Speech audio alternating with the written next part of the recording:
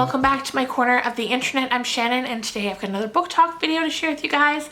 And today we're going to be talking about The Perfect Family by Robyn Harding. This one was quite a wild ride, you guys.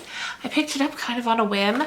I could tell from the title and the cover that it was going to be a domestic thriller, which it was.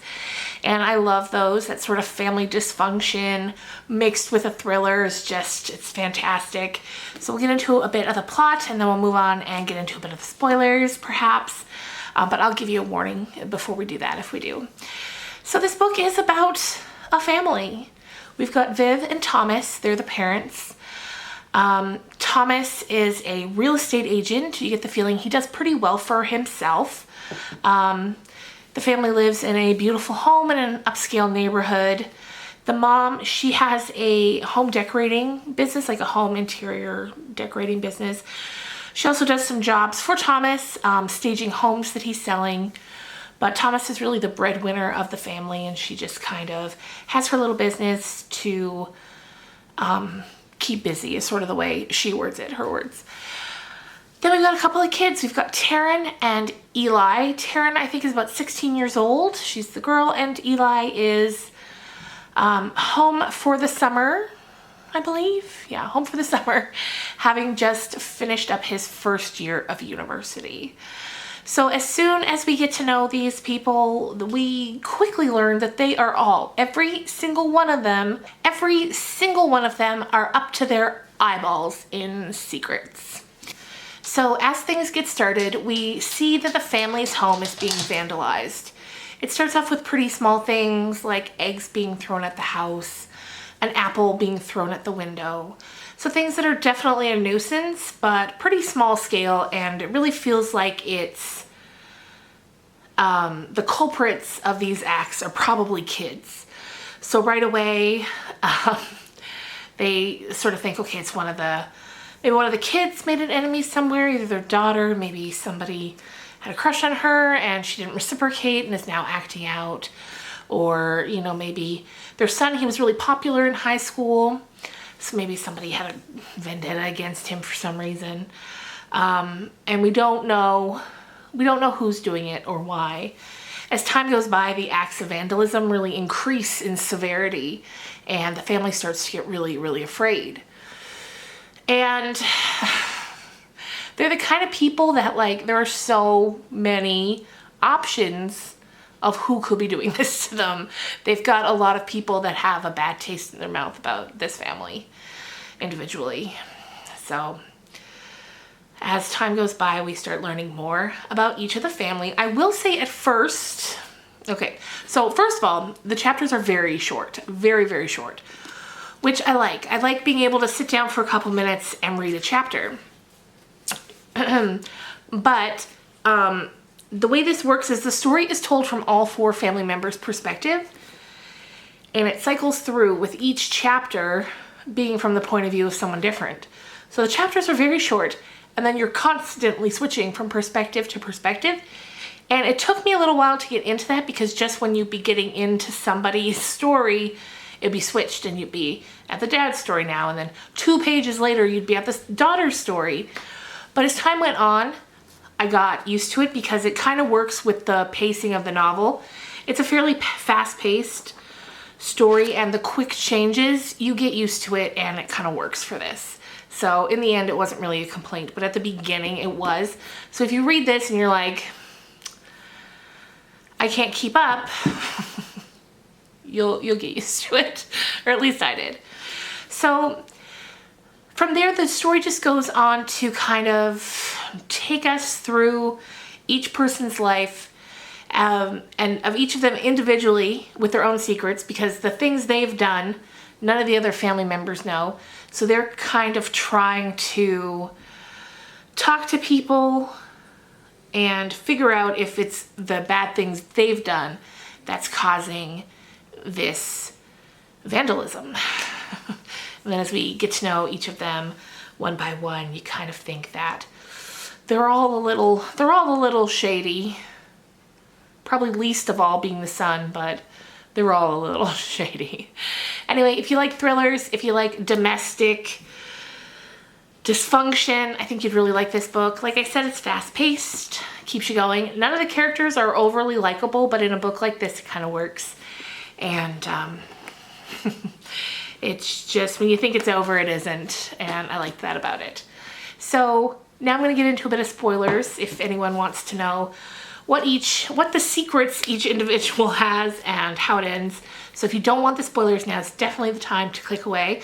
But thank you so much for watching, and I will see you in the next one. Okay, now for the spoilers. So we'll kind of go character by character. I'll take you from where they were to where they end up, because each character's story kind of stands alone. So we'll start with the mom, Vivian. She has a stealing problem. She's a bit of a kleptomaniac. Whenever she's decorating or staging someone's home, she steals something from it. Sometimes she even blacks out and she can't remember doing it, but she has this sort of secret drawer in her dresser where she hides all of her goods. At one point, she's at a family friend's house and she steals a bag of pills from the closet. She steals them, and this starts a domino effect of some of the bad things happening to this family. Because as we learn, as we get further on and on, it's not just one person targeting this family, it's a ton of people. A ton of people. So for Vivian, she stole those pills that set off the domino effect. What eventually ended up happening was the son of that family friend, he was dealing drugs. And when he couldn't find his pills that he had hidden so his parents wouldn't find them, he gets in trouble with his drug dealer. It's $10,000 worth of drugs. They're pills. They're like sort of, not Vicodin, but what's the, like prescription pills.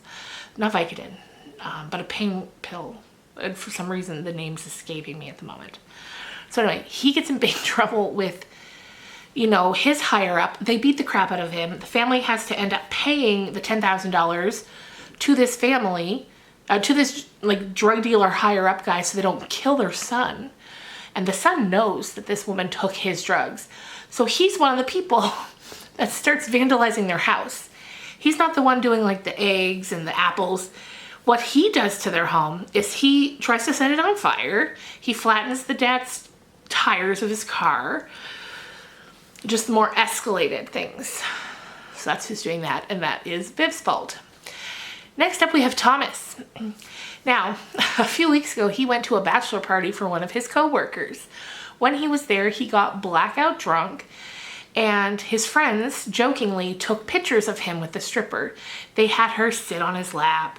They had her, when they got him to bed, they had her lay naked beside him. So there's all these incriminating photos. And so his coworkers have them, and they make him the butt of this joke. But then what happens is he gets an email from somebody posing as the exotic dancer, and she's blackmailing him for money. She sends him the pictures. She's like, I'm going to send these to all your contacts. And at first he's kind of like, well, I mean, you can tell in these pictures that I am passed out. Like, he's not actively participating in them. Yeah, it would be embarrassing, but it's something he could explain to his wife. So at first he's like, no way. But then he sees she's attached two other pictures. One is a picture of her neck, and you can tell she was strangled. And one's a picture of her chest, and you can see that she's been bitten. And she's trying to pin this on him. And he's like, there is not a chance in hell I would have done that to anybody. Drunk or not, he just knows in his heart he didn't do that. So she wants $35,000. At first he pays her $10,000 and says, it's all I've got right now, but I'm about to close on a house in about 3 weeks, and then I'll get $25,000 from that. So at first the girl's like, okay. Then as time goes by, Thomas really examines the pictures, and he noticed from the bite mark that whoever bit her was missing a bottom tooth. And he's like, well, that's proof. So he emails her and says, I'm not giving you another penny. Get out of here. So as time goes by, I won't get into all the details because we'd be here for a very long time. Using his detective skills, he realizes that his assistant's fiance is missing a tooth in the exact same spot where the person who bit this dancer is missing the tooth. And so in the bite pictures, the dancer's face isn't in there. So he pieces it together that his assistant, who felt underappreciated and overworked and underpaid, had been blackmailing him. She had seen the pictures that the other co-workers had taken at the party. She took them, took pictures of herself, had her boyfriend strangle her and bite her so that she could play it off that that was the dancer sending those pictures to him, and that's why she was blackmailing him. And it's insane, but that's sort of the secrets and lies from the dad's part. Okay. Next up, we have Taryn, the teenage girl. She is, I think, 15, 16, and she is secretly from her bedroom at night running a campsite, like an OnlyFans site, but she's a minor, so it's not OnlyFans, so like some campsite. She puts on lingerie and does her makeup and wears a wig, and she talks to men online and makes money, which is so very bad for a minor to be doing that. So dangerous. So she starts to, so she's talking to them. She's not taking all of her clothes off, but she's dressed very, you know, scantily clad and talking to all these older men, and it's just very weird. She starts getting messages that are kind of like very threatening, like, I know what you're doing. I saw you after class. You shouldn't be skipping school. Be careful. And she's like, who in the heck is sending these messages? So she starts to worry that she has a stalker. Later she finds out it's one of her best friends found out that she was doing this camming, and she was sending the messages to scare her so she'd stop. And so Taryn's like, why didn't you just tell me to stop? And she's like, well, you wouldn't have. This seemed like the only thing to do. So she discovers that that's who's doing that. But then she's like, well, what am I possibly doing that's having somebody vandalize our house? So she thinks back to a few months before, or a year before, when she had hooked up with this guy at school, and he was a popular kid and she really wasn't, but he ended up falling for her, and then she rejected him, and she's like, well, maybe he's doing it because she had really, really hurt him. He really cared about her, and she was very cruel with the way she rejected him.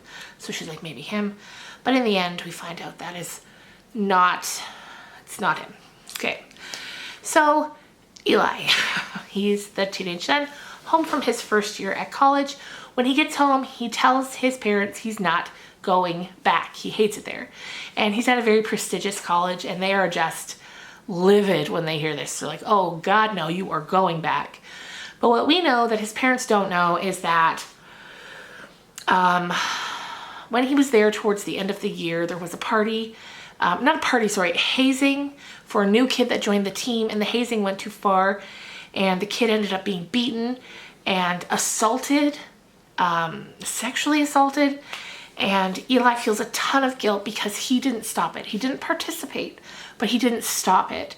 And so he feels like he's as much to blame as the people who did participate. And his friends know that there's something off about him. They know, like, the other kids, they don't care, but they can tell that Eli cares, and they're worried that he's going to rat them out. So they start threatening him, which is why he's not going back there. So eventually his parents, like I said, they freaked out. Eventually he gets mad, and one night when he's out kind of skulking around town, he sees this kid that he used to know, and he pays him to vandalize his own home. So that's the sort of kid stuff with the apples and the eggs. Because he just wanted to shake his parents up and kind of annoy them, since they had been so annoying to him in his eyes. So he's like, towards the end we find out, okay, so he does know who was vandalizing the house. In essence, it was him, but he didn't know about the more major stuff, which we don't find out till the end, that it was the kid back in Viv's storyline who got mad because she stole the drugs from him. So there's a lot going on. Then towards the end, one night he's out to try to get the kids to stop. Eli is the son, and he's coming home. So when he's coming home, he puts on a ski mask because he doesn't want his parents to see that he was out that night. So he puts on a ski mask, and he's trying to sneak back into the house without alerting anybody. And Viv sees a stranger, an intruder, because at this point somebody has already broken into the house to vandalize it. And she sees, from her perspective, an intruder in a mask running towards her home. So she's like, oh, hell no. She's like, this isn't happening again. So she gets the gun that her husband had gotten just a few days earlier, runs down, she's running outside, she's yelling, stop, stop at the guy who's running towards the house. We, at this point, don't know yet that it's Eli, and she shoots. So she ended up shooting her own son, luckily just in the shoulder, so he was able to recover. But yeah, so that's basically the end of everybody's story. Then it all kind of cues up nicely. Viv comes clean about her stealing, and she comes clean to the family. Thomas, you know, he found out who was blackmailing him. He feels confident it won't be happening anymore. Taryn, she decides she's not gonna do any more camming. She's done with that for now. And Eli makes amends with some of his old friends from high school who still live in town, plus the girl he used to date, and things are all looking up for all of them. Then at the very, very end, there's like a 2-month later update. Everything's going good. Vivian's taking a bath. She's waiting for Thomas to get home, and she's just relaxing. Everything feels fine. Then as she's getting up out of the bathtub, she hears an egg hit the front door. So we're back to where we started, I guess. But now, of course, you're gonna have to find out who was vandalizing it. I don't know how I feel about that ending, that very last bit. It's like, well, who's doing it now? So I kind of would have preferred it to just kind of be clued up. But I guess it just goes to show that these people are disliked by many, many people. And so who only knows what someone's done in their past that's got them targeted now. So there you go, you guys. That's The Perfect Family by Robyn Harding. It was a good, fun read. I got through it really quickly, I think in 3 days. And once you get going, it is hard to put down. So, you know, it's just a nice, fun read. And it did keep me guessing right till the very end. And that's always a good thing for a thriller. So let me know in the comments down below if you've read this. If you have, what did you think? And I hope you guys have a great day, and I'll be back again very soon with another 1 or 2 chapters of Pride and Prejudice. Bye, guys.